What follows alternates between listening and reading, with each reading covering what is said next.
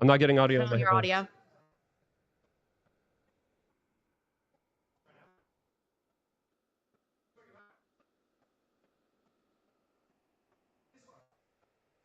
Test, test, test. I hear myself. Are we live? I'm not hearing my audio from my computer, though.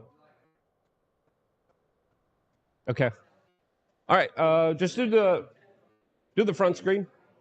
Are we ready? And that's the main camera, and we're live right now, right? So we're live right now.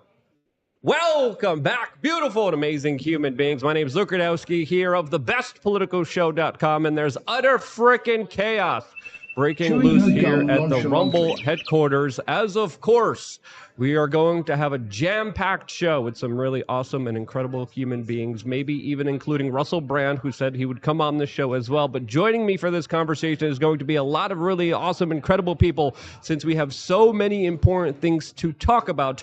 As of course, the Secret Service literally thinks you're an idiot with their latest statements, as new details come out highlighting how there was probably more of a conspiracy regarding Retardy Oswald, as the corporate media is being as horrible as they always have been. Elon Musk is donating $45 million each month for Donald Trump now. What's really going on here, as there's also a larger culture war brewing here at the RNC. We're going to be talking about that with our astute panel of awesome human beings. Joining us for this conversation is the one and only Brianna Morello. Brianna, for the people who don't know you, who are you and how would you introduce yourself? Hi, Luke. Everyone, I am Brianna Morello, host of the Brianna Morello Show. Very uniquely titled, of course, and I'm an independent journalist out there exposing corruption and lawfare. Taylor Hanson, also in the house as well from Tenet Media. Good to see you here. I know we have a bunch of confrontations. I don't think your audio or microphone might be turned on, so we might have to wait, as our guys will be working on this specifically. But I think we got video up from my screen. Is that correct? No, we don't have that. Okay, we're working on it. We're figuring it all out. Live Last TV. freaking minute, as of course, there's so many different things to talk about. When we have your mic figured out, Taylor, we'll go to you, because that's also the mic that Russell probably will be sitting in just a few moments from now, and then hopefully we could all figure it out and, of course, make it work with the third microphone. Can we make it work with the third microphone or not? Okay, say something. Testing. Yes, there we go. Oh, yeah, baby. For the people who don't know who you are you? How would you introduce yourself? So Taylor Hanson with Tenet Media. I'm a field reporter. I do a lot of on-the-ground reporting, confrontations, all the fun stuff. But happy to be here with Luke and Brianna today. Awesome. Great to have you. Thank you so much for sitting in here. As, of course, we also will be joined by Clint Russell, who is getting a Zoom link right now and hopefully checking his emails. He's really bad at checking his emails, but hopefully he, of course, will be able to check them, as, of course, we are live in Milwaukee at the RNC, where Donald Trump made his first appearance last night with a bandage on his ear and a lot of very scruffy, manly Secret Service agents. I didn't see the DEI Secret Service agents that we usually see around him. I saw them outside. I kind of look at that. I'm like, what are you doing? I give him the gaze of like, really, you're really. So, as of course, there's still so many freaking questions about what actually transpired. Let me know, guys, whenever we have the images up and everything ready to, of course, show everyone, as we have breaking news, specifically a statement from the Secret Service Director, Kim Chaty, that came out and said what is just an absolutely huge brazen lie, as she came out and says that, quote, we wouldn't want to put somebody up on a sloped roof. That's the explanation. That's the official excuse right now. As, of course, we are being told, do not believe the information right in front of your eyes. And it's absolutely ridiculous. It's absolutely freaking crazy. Brianna, what do you make of this statement, since, of course, Secret Service was on a sloped roof? So Russell wants to go on. Taylor, do you want to switch out with him really quick here? Brianna, what's your response to all of this that's happening here? It's gaslighting at this point. I mean, listen, they don't want you to know that they have failed. I mean, it's so obvious that they failed. We're being told that local PD was aware that this man was on the roof 27 minutes prior to him, shooting the first shot. I mean, that's insane, yeah. Luke. It's an absolute failure. I'll let Russell's here now joining us. Russell, thank you so much for joining us. Luke, really appreciate you. Yeah, absolutely.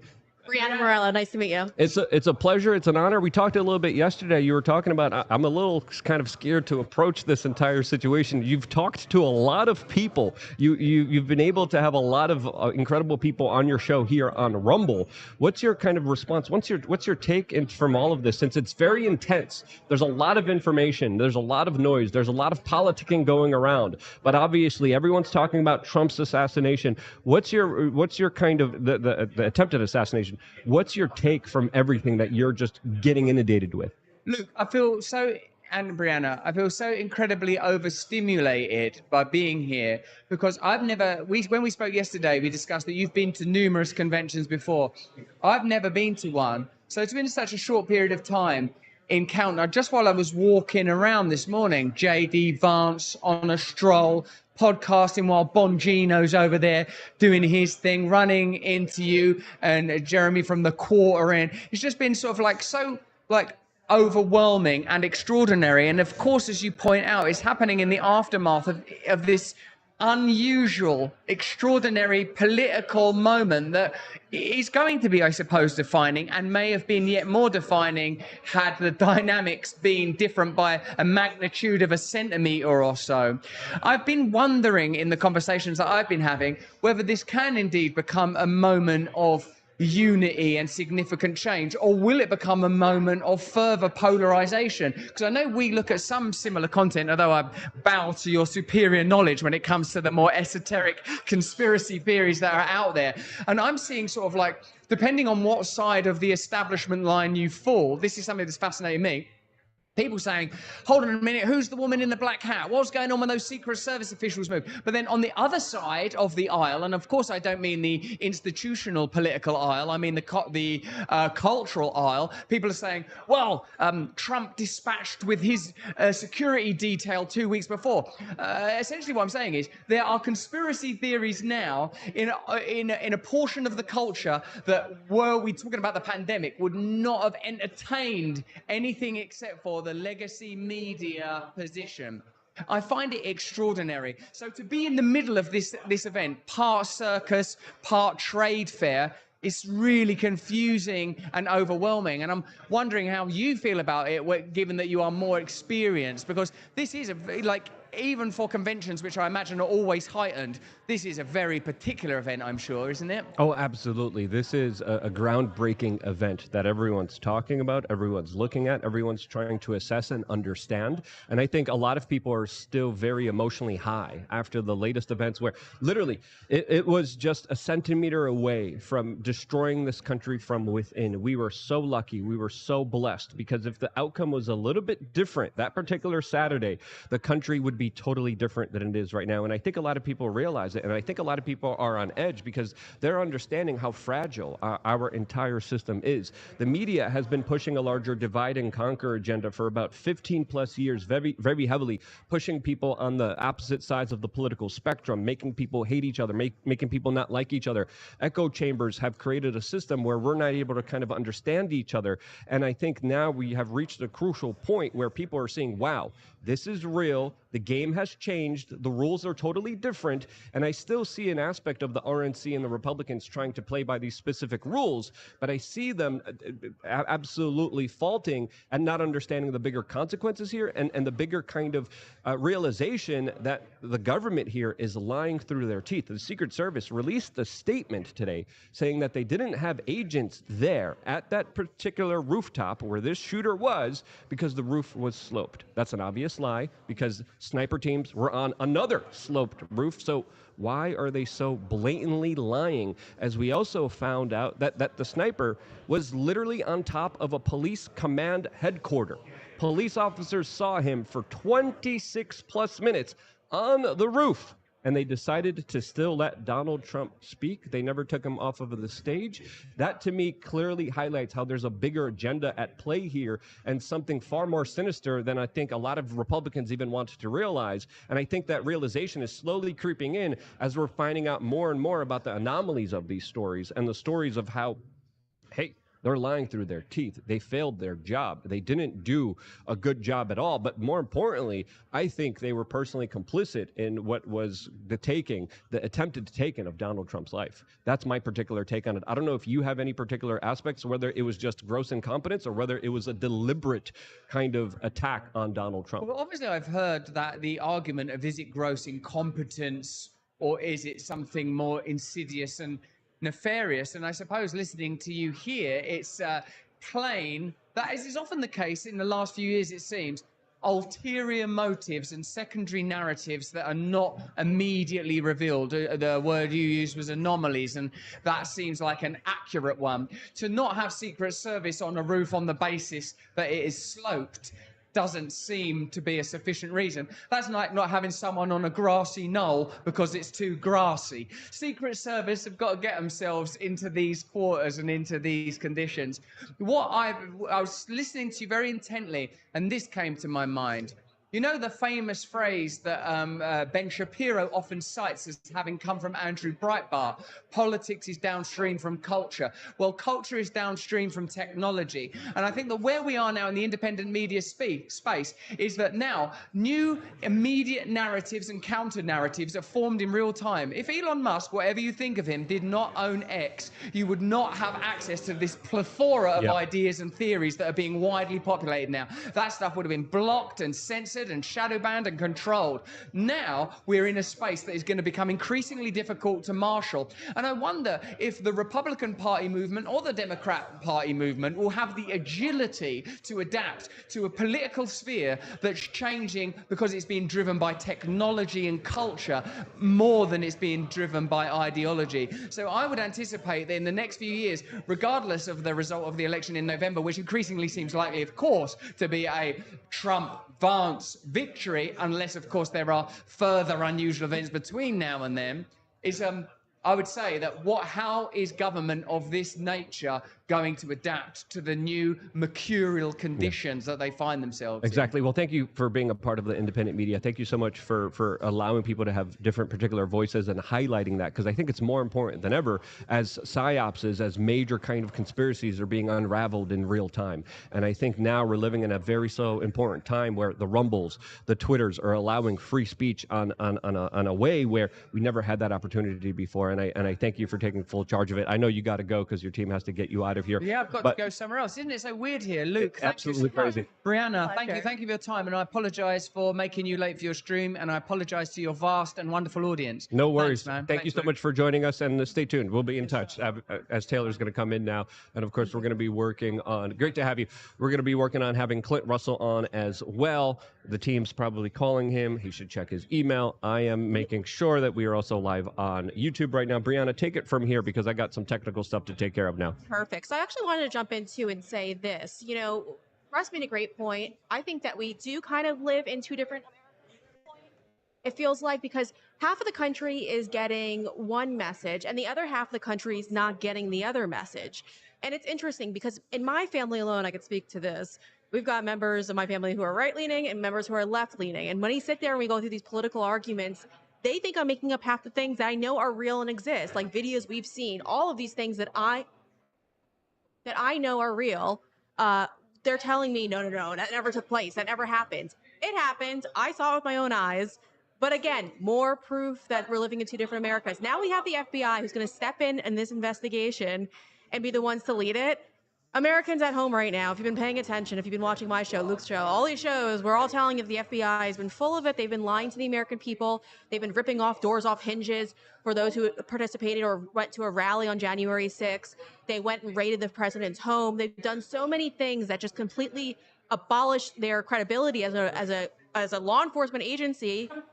Now we're supposed to trust them leading this investigation. You know, Taylor, I don't know how you feel about it, but I'm over on the other end kind of worried that they're the ones who are leading this investigation. I don't think we're ever going to get to the truth now. Yeah, the FBI is not going to give us the truth. They haven't given us the truth with so many other issues. They're the ones that engineered so many of the psyopses against Donald Trump. They're the ones that ran with the Russian collusion story. They're the ones telling us, don't believe the information right in front of your eyes. The Secret Service thinks you're an utter frickin' idiot by saying the roof was too sloped. We just didn't know. Whoopsie daisy. It's a big mistake. It's not. As of course, there's so many anomalies. There's 10 of them that I particularly highlighted on Twitter myself that I keep updating. Every time that I hear an update, I keep updating it. The post already has millions and millions of views, and it's important for people to highlight this. And this could only happen on a platform like Twitter, on a platform like Rumble, because let's be honest here, if we didn't have Rumble, if Twitter was still controlled by Jack Dorsey and the DNC and the intel agencies that are now investigating themselves, we would not get an iota of truth, regardless of any of our attempts, of any of our protests. Now we have to be the private investigators. We have to piece the pieces together. We have to get the sources. And again, when you look at the particular post I made, I source CNN, I post the Daily Mail, I credit the BBC, and actual videos from that actual event when it comes to raising very specific questions about why this story absolutely doesn't add up as it's officially being portrayed to us. Well, and if you have the FBI quite literally, investigating themselves in this. We've seen this throughout history, and it never works out. And, there was a segment that I just saw that they can't have access to the shooter's phone. They're not finding anything on it. It's hard to crack, which is absolutely insane. I think the latest update on that is that they did crack it. Oh, they cracked it, but they didn't crack find anything, right? They still can't find a motive, which is crazy. And, they used to crack my phone every single time I go into the airport after my reporting on January 6th. Wow. In under 5 minutes. They plug a USB into it, and then they have all your data and they pull it. So it's absurd to say that, they don't have access to this stuff.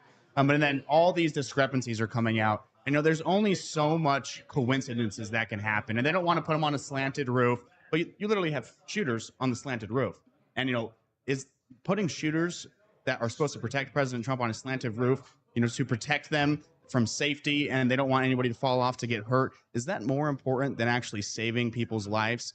These guys are trained to quite literally protect the president. They're trained to do that one job. And then when that time comes, there's so many failures.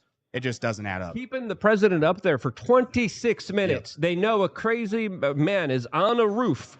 Did he have his rifle the whole time? Was he zeroing his rifle? Were they giving him cookies and tea? Like, he was on the police command headquarters. All right, that's unexcusable. Police officers retreated. Police officers ran away.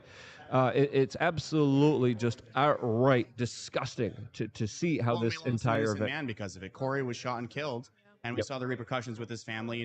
Corey's wife his widow now wouldn't accept a call from President Biden because she's just so disgusted by all of this, and she's disgusted by the current state of politics. And Trump was on the phone with them pretty much the exact same day, offering his condolences. So you see the huge difference between these two candidates as well. But it is insane that they had 26 minutes to literally stop this shooter. They knew he was there. They knew he had a rifle, and they didn't do anything. Yeah. And when that much stuff, it just doesn't add up at all. And you see CNN trying to hold the line. You see CNN trying to control the narrative. They're failing. Good. They rightfully deserve to fail. As of course, Congressman Corey Mills, was on CNN recently, and he had some very interesting things to bring up on that particular show. I want to play the clip here because this truly does highlight CNN in full panic mode, trying to, of course, control the narrative as best as they can. We're playing the clip right now. Of advances. I've done thousands of counter sniper operations with our teams in Iraq and Afghanistan, etc. The amount of negligence, the amount of mistakes that was made here, I have a very difficult time not leaning myself towards this was intentional as opposed to fecklessness. But wait, talk to me about that. I actually heard you say this right the day after, which I wanted to ask you about. What do you mean intentional? I mean an intentional failure on the part of... No, I wouldn't say an intentional failure on the part of, but I gotta just, I sit here and I scratch my head. You don't want to be the conspiracist. You don't want to be the person. I'm telling you, because that's what it... Why not? Why not? Excuse me, Corey Mills. Okay, that's where I would disagree with him. You have to be the conspiracist because you're dealing with liars. You're dealing with the federal government that has a track record of not telling the truth here. Sorry, let the video continue. It's leaning toward. No, I know, and that's the issue, is that you walk this fine balance of, you're not trying to be a conspiracist, but you look at it and you go, how could this have gone so... But it's one thing if someone on the street says it. It's not. You, Corey Mills, member of Congress, former sniper, you saying it. It makes my eyebrows go up. When you say you're walking the line on this, intentional what? You know, it almost seems to me, and I think that an investigation is necessary at this point within Congress, not just the FBI, not just others. You know, I look back at it and I'm thinking, all right, for an individual, if you looked at the escalations and how they are trying to approach him, let's just say that it was like, okay, first we want to censor and silence you, then we want to indict and imprison you. Now we're attempting to kill you and take you off the stage. Whoa. You, let's slow down. Please. I'm hearing. Yeah, she's really not happy about that. She's like, wait.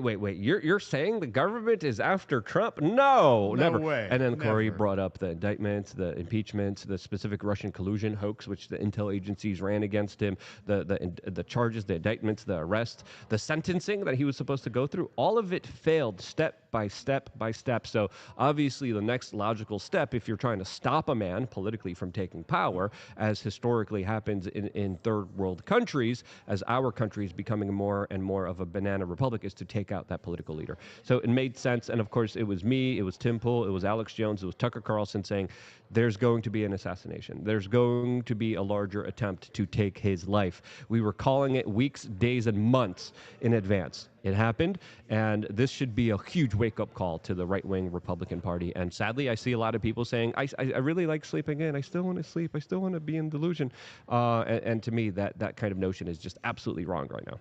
Yeah, and then you have Joe Biden going out there and saying that, trying to pretend like he's trying to preach unity all of a sudden, right? This is the man who's been divisive. He's labeled us either MAGA Republicans or MAGA extremists, and he's gone after us and tried to pin the other side against us as if we're evil, as if we're a threat to democracy, still using that language after the assassination attempt, by the way. And so it's an absolute disgrace that we're going to sit here and pretend all of a sudden now he wants to unify the country. He's been probably the most divisive president that I've ever witnessed. Even Barack Obama, I know a lot of people thought that he was divisive. I mean, this man has ramped it up to like the 10th degree, and it's disgusting that it's continuing to go on. But I mean, here we are, Luke. It's never ending with these folks. No, it's absolutely crazy. It's absolutely insane. The clip continues.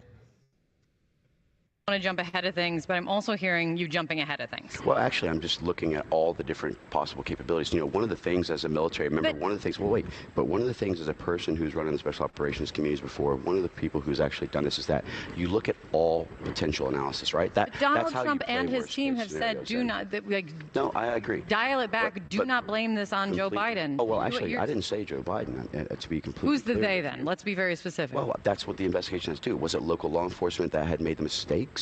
Or was there something to it? Was there other types of things that we need to be analyzing or looking at and providing analysis? My point is that when something's so significant, you're talking about something that hasn't happened in decades, right? I totally. But my point is this: from a perspective of someone who's actually conducted these are not difficult advances. This is not like I'm putting together a stage placement in a tight shot. This is about looking at your surroundings. What is my green, yellow, and red route, which is your routes out in case? What is my actual elements that I need to be looking at as far as mitigating threats or risks or increased levels? Where's my range fan for the sniper that says, okay, here's my 100, my 200, my sketch. Here's an area where someone could shoot. Because here's my thing. So you're Let's saying, just say it's a voice element. You're saying this is so basic that how big the screw up was, that's what's leading your brain down this road? That's exactly right. In a way. Look, Yeah, CNN was not happy about that, and they shouldn't be. Their behavior here throughout all of this from the very beginning was just absolutely disgusting and shows and highlights to me a larger cover-up effort. I mean, they literally reported, their first initial reports was that Secret Service ushered President Trump after he fell. Yeah. I mean, this is how they're reporting on it. I watched it live, and the minute that happened, I knew exactly what happened. It is not hard to recognize gunshots and the reaction of the crowd and everybody. And reporting was already out within minutes of after that happening that had confirmed it was a shooting. That you see the articles from CNN, from MSNBC, from NBC, all these news organizations, and they're either describing it as, Secret Service ushered Trump off as he fell, or they heard popping noises. But no, we didn't hear the assassination attempt, even from President Biden. We didn't hear those words come out of his mouth. A reporter strictly asked him about that the night of in his address. And he says, I don't have enough information. It's like, what else is this? An innocent man in the crowd was killed by a stray bullet. 2 other Trump supporters were shot, and the President Trump was also shot. So, I mean, there's no other way to spin this, but we see mainstream media trying to hold on to the narrative so hard. It's like their last dying grip as they know that they're just failing and people are seeing right through them. And even to this day, we still see it. I mean, we saw what happened with Don Jr. and the MSNBC reporter on the ground. I mean, and Don says it pretty clearly. He says, no, it was an MSN or DNC reporter that was on the ground in that confrontation. They couldn't even wait 2 days to be nasty and to try and change their narrative from what it was actually from and put the blame on Trump. When these are literally the people that have been calling Trump Hitler for the past 5 years have been saying he's a fascist, that this is going to be the end of the democracy if he gets elected. So the culpability is absolutely on mainstream media in this, and now you see them trying to pull the reels in and save their dying viewers. No, it's absolutely just shocking. Shocking that people still are trying to hold the official line, the official version of events. Oh, it's not a big deal. It's nothing major. Don't worry about it. And if I could kind of extrapolate here, I have my own kind of conspiracy mindset, and I'm going to be a little bit loose with my kind of assertions here. But to me, if I'm a betting man, what I'm seeing happening here is a classic case of someone who would be under an MK Ultra kind of like program. It's probably a lot more sophisticated. It's probably a lot more advanced than we know about right now. But the Daily Mail has a very interesting article that reads, "What makes an assassin? Psychologist takes you inside their warped minds, and why Trump's shooting was probably not political." Again, gaslighting, again, just trying to save face here, trying to excuse what is, in my opinion, a perfect target for an MK Ultra mind control subject. Because if you look at all of the things about this man, not having any friends, not having a close family relationship, being a loner, not having any kind of social media, that is the perfect guy you want to kind of take in, warp their mind. You could do that in so many different ways. You could do that in so many basic ways with Scolopane, with Devil's Breath, like they do in Colombia. You could do that in so many underhanded ways that we even know about today. We don't even know about all the other kind of secretive stuff that they're doing. But this is one of the people that knew him, that described him as a human being. And I say him because I don't want to show his face. I don't want to mention his name, because that's how copycats are made. And I think that's why independent media needs to be more responsible than the corporate media, who's showing his face everywhere, who's saying, "Don't worry, he's, it's not political. He was a Republican," and hearing those lines on the corporate media, seeing them propagated on Reddit and the controlled social media aspects, really does show you what kind of larger information war we are in. But here's someone who knew this person, and to me, this guy was the perfect candidate for an MK Ultra experiment.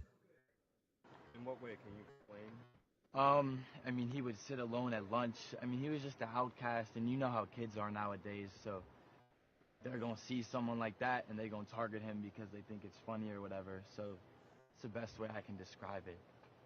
And it's honestly kind of sad. Like, I don't want to say this is what provoked it, but you never know. Yeah. I want to say he was a loner more because he was quiet, but like he was just bullied. Like he was bullied so much. This was high school. Yeah. What did they, do you remember at all what they said to him or called him?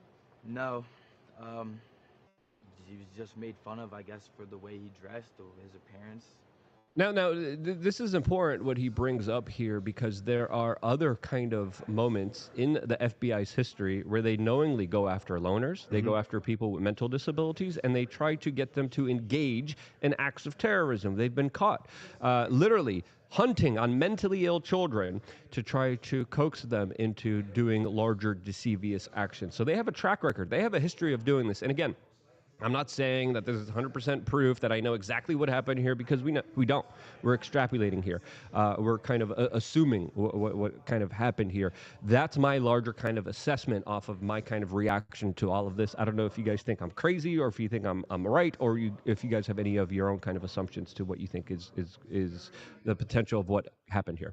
Yeah, I don't think you're crazy. That was my initial reaction to, earlier today there was a New York Post article that echoes the same thing that you just kind of read out regarding this individual being bullied, and then wanted you to feel some form of empathy and sympathy for the shooter.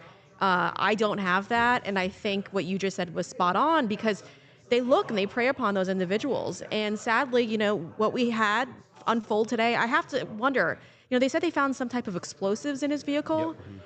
The FBI will literally find anything on you. They search all of us all the time, and they go after people for significantly less violations. You're telling me this didn't pop up on anyone's radar? I mean, I was also covering a couple of other stories. It's just people buying gun parts. They're getting flagged by all these agencies. So there's no reason to believe that they did not know this was going to take place. Let's just say, best case scenario, if this was just a random lone shooter, They had to have known. I literally typed in FBI mentally ill person. Yeah. And I got a bunch of articles from a number of incidences. This one from the Intercept, how the FBI created a terrorist. New York Times, the Herald Square bomber, who wasn't the New York Times.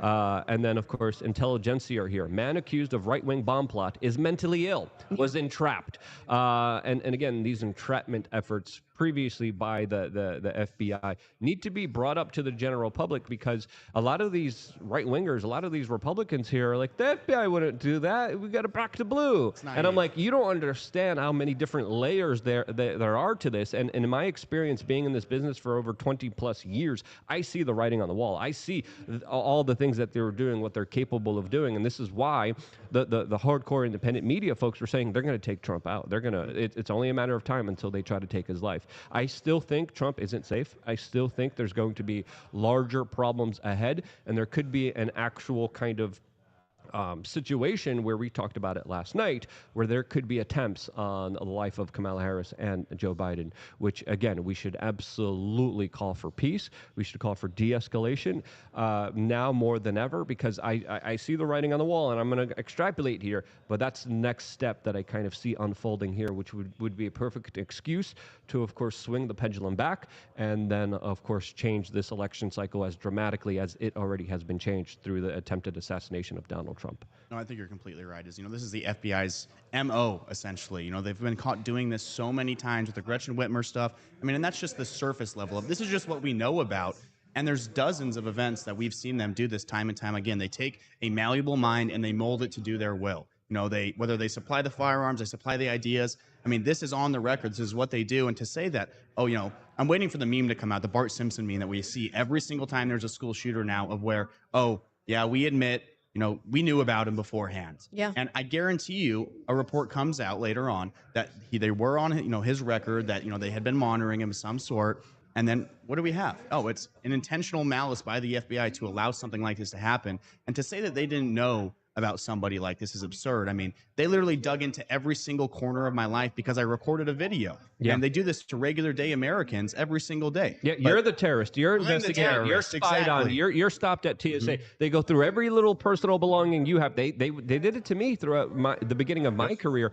Literally searched, literally arrested, interrogated by the FBI for doing the work that I do. And I had to go through these internal pressures of being seen as a bad person for literally putting a microphone up to politicians and just simply asking them a question during the beginning of my career. I've been through it. Luckily, I haven't gone through it as heavily as some people are now going through it, but you've been through it. Yep. Well, and thanks for Brianna. She was one of the first people that reported on that story when I released that internal document. Yeah, Brianna did some amazing reporting on the J6 and the prisoners she's there. Done fantastic work on all of that, and thank God for that, because people are so afraid to touch the topic, especially when it comes to J6 and the way that they have been persecuted, because there's no denying that J6ers have been persecuted and been untreated fairly by this DOJ and the current government.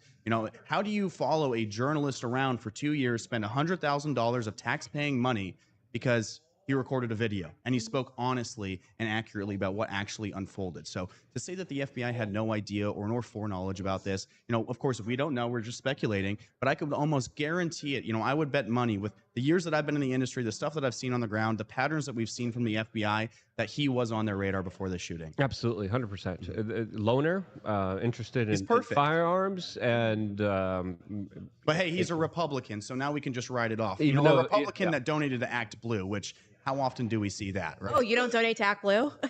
Oh yeah, that's been some of the reporting that came out. I think it was $15, and it's like, oh yeah. Well, but he's a Republican, so the Republicans are all bad Republican, here. Even though we can cross-party vote and all that fun stuff nowadays. So, Brianna, I don't know if you want to say anything about that, especially when it comes to the targeting of Americans and the kind of deep state apparatus and the national security state that after 9/11 was supposed to go after terrorists, but went after American citizens, like we warned, because we were there. I was there in 2005 warning people on record saying, Everything you're seeing right now when it comes to the destruction of the Constitution will be turned around against the American people. Do not give up your civil liberties. Do not give up your Fourth Amendment. Do not give up your First Amendment. And people acquiesced. And the Republicans that luckily are not here at the RNC, the Bushes aren't here, the Cheneys aren't here, good. But they're the ones that set up this larger kind of deep state apparatus that goes after American citizens. Yeah, we see it all the time. I mean, you were citing before the Quad S program. For those of you at home who aren't familiar with it, that is the program that's being used to surveil Americans. So let's say you were just flying into the DC area around the dates of January 6th. You were added to this watch list, and now U.S. Marshals follow you on planes, and you get extra security measures you have to go through. It's a crazy program, but there was one gentleman who did go to the Capitol. I don't believe he went inside on January 6th. And his wife and his 4-month-old baby was also added to the Quad S program. And when you go and you reach out to elected officials about this, like I have, you hear crickets. Nobody wants to talk about it because they all know what's going on, but they want to continue to fund these groups. And it's the TSAs, it's U.S. Marshals. I mean, I also did another story about TSA. TSA's saving your biometrics and sending it to DHS. I got them to admit it in an email. So again, there's no way they didn't know about this guy in advance. They definitely had him on his radar if it wasn't what you were just referring to. And they're culpable in more ways than one, because we could talk about the outright conspiracies of this, and we could extrapolate, but you don't even have to do that, because if you look at the intelligence agency's history with Donald Trump, they're the ones that are the ones that are setting up the kind of blueprint for radicalizations. They're the ones going to the corporate media and saying, you're going to say he's the German leader from World War II with the funny mustache. You're going to say that there's Russian collusion. You're going to say that he's a threat against democracy, because the corporate media doesn't act independently of itself. They're not news reporters. They are stenographers of the intelligentsia. So the intelligentsia has created a situation where we are so polarized, which I've been seeing and I've been calling out for a very long time, and I'm saying it's getting too dangerous. It's getting too crazy out there, to the point where there's people, even mainline celebrities like Jack Black's Tenacious D bandmate, that literally came out and announced to a crowd when they were performing, quote, "Don't miss Trump next time." That's literally what was said to a whole bunch of people at a concert and performance. Jack Black is, of course, speaking out against this. He now has canceled his tour, and he says that he could no longer work with him after these shameful comments. As for the first time in a long time, we're seeing the culture war kind of change, and now people from the left are being canceled because of their rhetoric and their statements. Something that's worth noting is it's not like Jack Black just had a change of heart because this clip went viral. I've worked plenty of security venues, plenty of concert venues, and that's not how this worked. He didn't cancel his own tour. What really happened here is you have to insure, when you get basically an estimated ticket count, and every single person has to be kind of insured behind the scenes. You have to have a certain amount of money that is put up for these tours, and then most likely started getting calls from these venues saying, hey, there's no way we can do this now because of the comments that were made. It's a bad look. It's dangerous after the assassination attempt, and we're just not going to host you. So it's not like he had a change of heart. This is the same guy that I'm pretty sure 2 weeks ago went and did this whole dance on stage for Joe Biden and said Joe Biden's the greatest, screw Trump. It's not like he's just having a sudden change of heart and he feels sorry about this rhetoric. It's just the fact that nobody is actually going to continue to allow this rhetoric, especially when you have money on the line at these concert venues. Yeah, and I think people need to realize this kind of way of thinking, it's more prominent than a lot of people expect it to be, because a lot of people are thinking it, but they're not saying it. There was someone that Timcast News was interviewing yesterday outside of the RNC here with a little bootleg $20 crossbow that was coming out saying the same things. So if they're that brazen to say it, they're also thinking it because of the kind of mind virus that they've been kind of encapsulated with, that is essentially a larger agenda at play here that goes off through the universities that are also connected to the intel agencies, that go off to the social media and the echo chambers that are also controlled by predominantly a lot of intel agencies, not Rumble, not Twitter. And this larger kind of culture war that we're seeing break out is something that is really putting us on the brink of a very dangerous situation that I don't want to be on. I don't want to be on this train, but this train looks like it's moving full steam ahead, and sadly, there's nothing rolling it back. Well, there's no way of getting off when it's moving full steam in this way. Are you going to be the person that hops off and rolls and then ends up behind the train? Now you can't do anything about it. That's just the reality of it. Is we need fighters in the arena that are going to push back against the mainstream media rhetoric of funny little mustache man is going to be the end of democracy if he gets elected, which is absolutely absurd. And Allah did a great job with that interview, kind of showing how these people think. But James Klug also, he's in California. He just went and he interviewed dozens of people, and they all had this exact same rhetoric of, oh, he should have not missed. I hope they don't miss next time. And you're seeing this online as well. You see the freakouts of these leftists on TikTok, on these Instagram reels, of where they're literally saying like, oh, somebody finally had the balls to go after Trump and to try to kill him, but they missed. And it's like, why? They want Trump dead. And it even extends farther, is they want you dead. They hate your ideas. They hate you for who you are, because the media has literally pre-programmed these people and essentially mind control at this point to alter their views and to want you to see you as the enemy ultimately. Well, I think the game is for people to fight each other so that they don't see the true source of their problems. On each other. Exactly. And Americans are hating Americans because of petty differences and superficial things within them. Yeah, I think most people are seeing through it though right now. I think we're actually seeing more positive kind of a response from the American people. I think we're watching people kind of just say, I wasn't going to vote for President Trump, but after seeing how he got up so quickly and told us to fight, even though I don't believe in what he believes in, I'm going to vote for him. Because how do you not vote for a man who does that? How do you not vote for somebody? I mean, the joke is Joe Biden can't even walk up a set of stairs. He loses every time. And then you sit there and you see this man take almost a bullet. I mean, just almost. Thankfully, he didn't have to, but he jumped back up and was still ready to go. And it's how do you not vote for that? But most Americans, I think, are seeing through it now.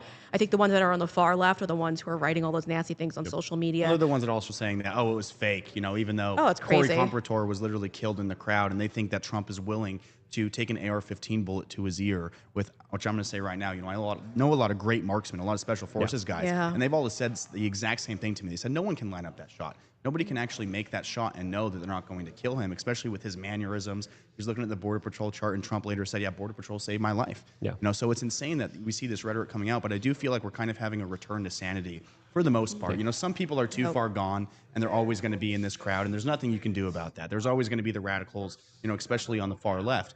But the large majority of the population, people that I've never heard, say positive things about Trump, what kind of person gets shot, he's an inch away from death, and he gets up and he tells a crowd to fight? That embodies who Trump is as a person more than anything I've ever seen. Well, there's also people on the opposite spectrum that are saying it was fake, it was staged, which is these are the same people that say to me that Ashley Babbitt is actually still alive. Yeah. So those are the kind of people that are in so far down the rabbit hole that they don't come out. I'm seeing it a little bit more prevalent than just that crowd. As again, the elements here are pretty clear. A man lost his life. For someone to attempt a shot at that distance with someone moving around and to graze them, how can you stage something like that? It doesn't make any kind of logical, physical sense in any way. We have some Rumble rants and mysuperchats.com that we wanted to, of course, go into. I think we're having problems. Apologies to my co-host Clint Russell. I think they were trying to get him on. They couldn't get him on. But we got a Rumble rant from Bill Dozer 74. Great commentator, great person, a part of the Rumble community, saying, quote, looks like the attempt on the God Emperor was a classic case of LIHOP. LIHOP is let it happen on purpose.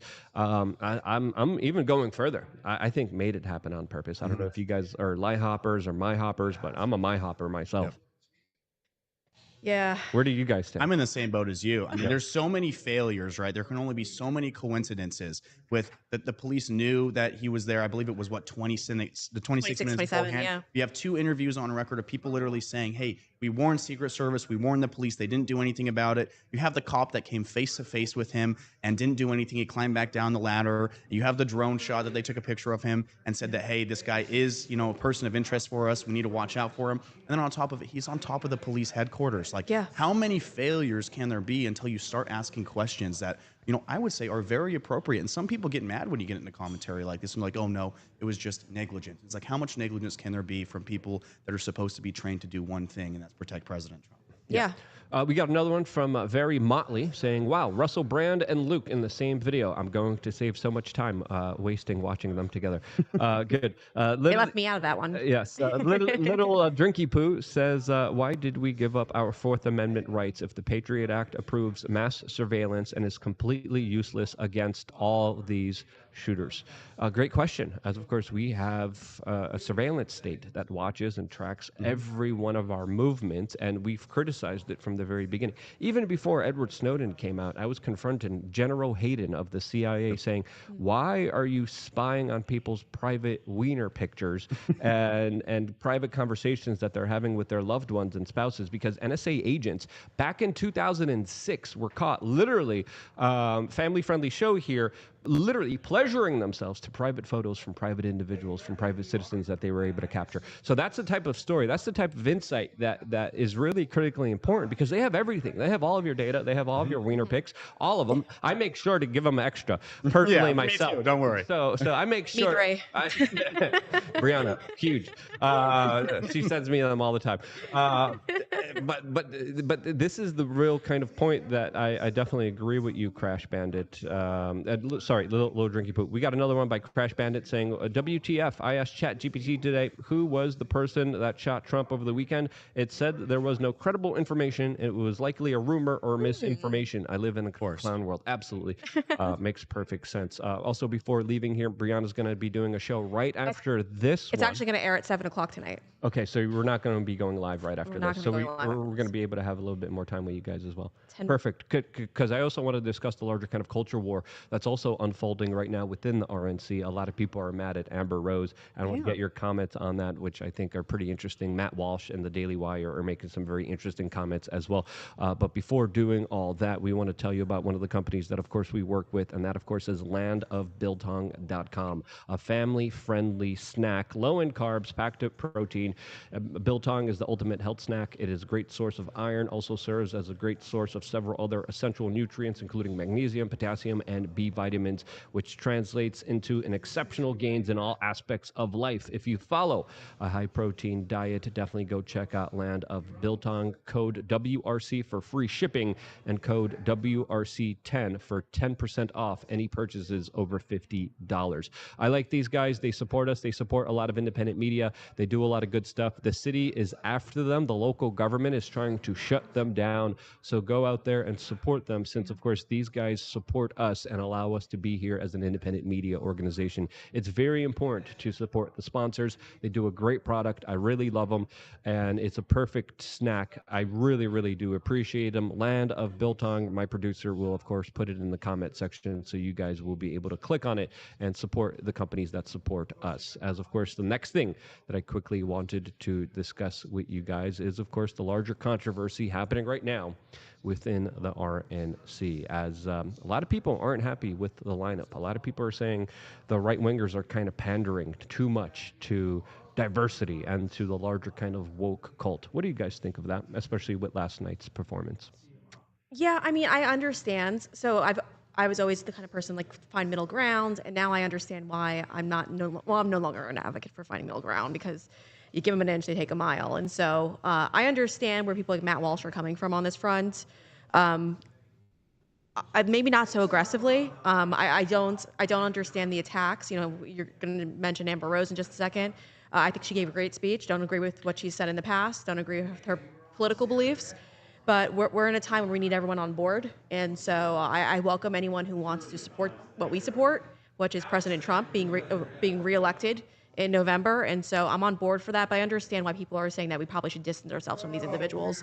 But we need to be more welcoming, because the reality is we can't win if we just have these conversations between us. We have to win these battles, these elections, as the battle box, as Biden likes to say. But we have to win it by bringing everyone else into it. Yeah, Matt Walsh came out on Twitter and said, quote, "You guys can get mad at me for saying it, but for the first day of the convention was totally absurd and a very bad omen of things to come.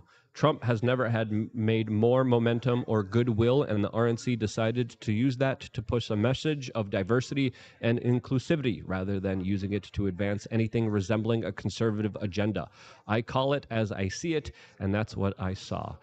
Very strong words, not mincing words here. The Conservative Party has essentially become, they label themselves as the Big Tent Party, right? Yeah. And, I'm a Christian. Seeing Amber Rose up there, obviously, I'm not down with that. It was very weird to see for me. We ran into her briefly yesterday, and I was like, this is the woman that founded the Slut Walk. This is the woman that talked about licking Kanye's butthole, things along those lines. Like, family-friendly show here. Sorry, but it was very weird to me to see her up there. And then especially for the, the aspect of, like, Trump comes to the RNC. This is his first appearance after he was nearly killed. And this is the first person that is speaking and is almost being a representative of the RNC. Yeah. And it almost puts it in my mind of like, I don't think they expected Trump to survive, right? The RNC isn't representative of Trump administration in my mind. Like, but I get the other side, from Matt Walsh. Personally, I don't think she should have been, a speaker here, but I also get the other side that's saying, hey, if she can change 1% of her few million followers' mind, because her story was more so not about walking away from degeneracy and depravity, because we know that she's clearly still involved in that from a few months ago, but more so of like, I used to be on the Democratic plantation and I walked away. What I was told about Trump was not true. So I get the aspect of having her speak there, but I think it was kind of a bad look to have her be the first speaker as the president who was nearly just assassinated comes in, and this is kind of what he has to go through. And, there was multiple performances last night that I thought wasn't really on par with the culture that the more far right, that we're labeled, the people that truly ride or die for Trump is really representative of, like the Hindu stuff. It was kind of weird in a room full of Christians, but I get her. She's great. She does great work for the GOP. Harmy Dillon, she does fantastic work. She's one of the biggest assets when it comes to being a lawyer. But at the same time, like you kind of have to pander to your base a little bit, but I get the reasoning on why you want to extend the Big Tent. This is also the same people that say, hey, we're going to win the black vote every year, which is absolutely insane. Yeah, well, I think they're trying to reach out to new audiences, and they're trying to start new conversations. It's the first day. The Quartering made comments against this, saying it's only a 3-minute speech there, and she's able to reach out to a broader audience that normally don't hear the Republican kind of conservative message. So for me, this is definitely a different RNC that I have personally seen throughout my careers. I covered all of them. And there was always a kind of right-wing convergence of neocons. There was always the Mitt Romneys, the Bushes, the Dick Cheneys, the Karl Roves. Karl Rove is running around here, but you don't see any other of these individuals here at all, which is great. It's crazy that Carl's here too. Exactly. As well. Yeah. If I catch up to him, we're going to have a talk. Yeah, that'll be fun. Yeah, 8 years ago, I saw a major kind of internal battle between the neocons and the kind of Donald Trump faction here. It definitely does look like during this RNC, the Donald Trump faction dominated the neocons, kicked them out. So if I have a choice between neocons and Amber Rose all day, every day. I'll take Amber Rose over foreign wars. And, I will say. And I think the main reason why Matt Walsh is kind of angry here, because the Daily Wire does represent that old boomer neoconservative kind of core value of those old-timer Republicans. So we're dealing with a totally new, different Republican Party. It's fascinating to see. It's interesting to see the way it's unfolding. But for me, it's good to see the old guard leave. It's a new guard. It's not perfect. It's not great, but it's something else. Brianna, so you are not live right after me. We are not. So if you need a couple of extra minutes to talk to your people, feel free. No, I think we're totally fine. We started a little bit late because of Russell Brand. He came in and gave us a little kind of conversation and talk here. But there's also a lot of corporate media here. I know, Taylor, you want to talk to a lot of them. I want to talk to them as well. So I think I'm going to join you, and I'm going to get my microphone out. I'm going to dust it off. I haven't dusted it off in a long time. We're back, and we're gonna let's get some establishment goons here on the take, and let's ask them some serious questions. So you guys could look forward to that on our social media platforms, as I'm going to be broadcasting here tomorrow, 1 p.m. We're working on a lot of big players, some Congress members as well that could potentially be joining us tomorrow at 1 p.m. Jeremy from the Quartering tomorrow could be probably joining us today. He had a cat situation he had to deal with. Of course, he's a cat guy. Makes sense. But no, shouts out to Jeremy from the Quartering. I think he's live also as well. Go check him out. He's probably going to be joining me in studio. And then I think we're all going to be working our best here to try to get as much real coverage here, because there still is a lot of corporate media here. What do you guys look most forward to the RNC when it comes to your work and from what you're expecting to see here? Oh gosh. Let's see. I don't know. It's so crazy. I've covered these before, but I've covered them from control rooms and in offices. I've never been able to be at the RNC before, so I'm excited for that. I'm excited to some media confrontations I feel like are going to happen, because a lot of people are here who have badmouthed a lot of the independent journalists and the people out there fighting for truth. So I think it's going to be good on that front. And politicians, I'm not really too fond of. So yeah, there's two different tiers of journalists here. Yes. Yep. And it's interesting to see, because just like 8 years ago at the RNC, you saw two different factions between the neocons and the kind of America First MAGA people. I think now we're also seeing a larger transition where the old kind of boomers, they're not respected in the corporate media. The prostitutes, the horse trade media, they're kind of looked at like, we don't really care about you. And then us kind of younger guys are here on the ground doing real reporting. So stay tuned for that. There's going to be a lot of confrontations, a lot of very interesting videos. Brianna, where can people find you? You're not going to be live now. You're going to be live at 7 on Rumble. 7 p.m. Eastern time. We'll be on Rumble, the Brianna Morello Show. Take a look, subscribe, because we're going to have some exclusive content dropping later this week. What's the channel called again? The Brianna Morello Show. On Rumble. And On Taylor? Rumble. Where can people Everyone find can you? find me on X. That's where I exclusively post, the breaking news, confrontations, things like that, at Watch Tenet Now. That's the news source it goes up on. And then it will end up on my page at Taylor USA, Tayler USA. All right, last super chats here. We got one from Very Motley saying that's because watching Brianna is not a waste of time. King of I agree. Cringe says, theory, we had X on a watch list is usually fake. The goal is to give the public a false sense of safety. X slipped through the cracks is better than we had no idea, and we were all in dark. Really spying diff. Again, thank you for all your support. Thank you for subscribing. Subscribe right now. We are going to be returning 1 p.m. Central Time tomorrow on Rumble and on YouTube, and we're going to be doing a bunch of videos, a bunch of commentary. I'm posting a bunch of stuff on Twitter at Luke We Are Change. Apologies to Clint Russell. Go support him. Go check him out. We couldn't get him on the line. He's going to be on the line tomorrow. And thank you again so much for watching independent media, supporting independent media, and being here with us for this larger transition, for this larger awakening of the American public that you guys are all a part of here on rumble.com/We Are Change.